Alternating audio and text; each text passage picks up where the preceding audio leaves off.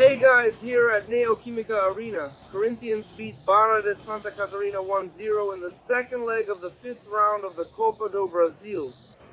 In the first leg, Coach Fernando Diniz rested some players.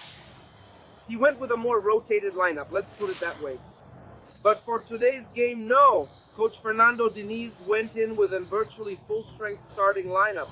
Only two players were rested, which were Matias Bidu and Raniel, and the rest full strength with Yuri Alberto, Rodrigo Garo, Mateo Sinho, Hugo Souza, Gustavo Henrique, Gabriel Paulista and company. Full strength that was not reflected on the field despite the of the main names, of the volume of play and the chances that Corinthians created. The narrow 1-0 score doesn't represent how the game was. Corinthians had more possession, created more, they just had trouble finishing.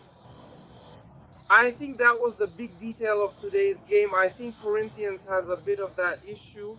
That's how we build a score away from home. The opponent is clearly a weaker team.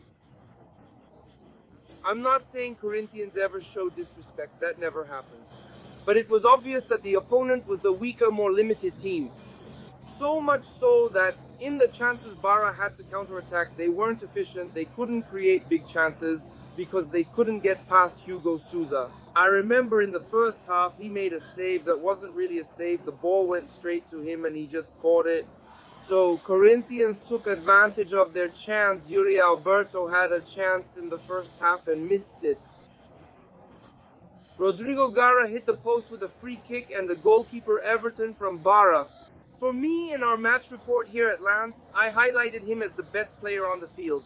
Because he was a player who, if Barra was still alive in the game until about the 40th minute of the second half, and even though they weren't creating great offensive chances, they still had a chance to try something and take the game to penalties. A lot of that was thanks to the goalkeeper Everton, who kept them out here at Neoquímica Arena and prevented Corinthians from building a bigger lead. In the second half, Corinthians opened up a bit more. Diniz made no changes, okay? From the first to the second half, Diniz didn't make any changes. He only started making changes after the 10th minute. Then he brought in Caio Cesar, and after that came Labiade. He tried to change the team a bit more after that. It wasn't really about the players, it was more about how Corinthians managed today's game. I repeat, it wasn't overconfidence. I'm not saying it was overconfidence. But it was a match where Corinthians clearly knew that the opponent had a weakness.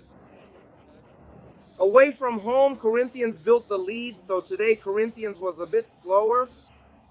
It's impossible not to say that about today's match. So, in the second half, Corinthians had other chances. Gara from a free kick had new chances. Gabriel Paulista with a powerful shot from outside the box hit the post. Breno Bidon also had a shot from outside the box. Goalkeeper Everton finally saved the shot after many attempts. Corinthians managed to open the scoring, with Yuri Alberto receiving the pass inside the box and chipping it over the goalkeeper Everton. That's right, beating the goalkeeper Everton and putting Corinthians ahead, an important goal for him as well. We'll talk about that in a moment, but just to wrap things up here, let's wrap up the scoreline side of the game. Let's put it this way. 1-0 in today's game, 2-0 on aggregate, and a place in the round of 16 of the Copa do Brasil, alongside other clubs like rivals Palmeiras and Santos, like Cruzeiro, like Atlético Mineiro, like Chapecoense, and other clubs that also advanced to the next stage in the Copa do Brasil. Because the goal was important for Alberto. He ended a streak of 9 matches without scoring. It had been a long stretch. This is his second longest scoreless streak with Corinthians. Scoring in this important match, he put the ball in the net. It gives him some relief since he was definitely putting pressure on himself because of this bad streak without scoring. And Roberto secured the result here for Corinthians. Now, the players have already left. They've already left the field. And now, most of the fans from the organized groups have also left. The fans are leaving.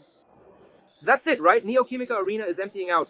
After Corinthians' 1-0 victory and 2-0 on aggregate, Corinthians advances to the next round of the Copa do Brasil.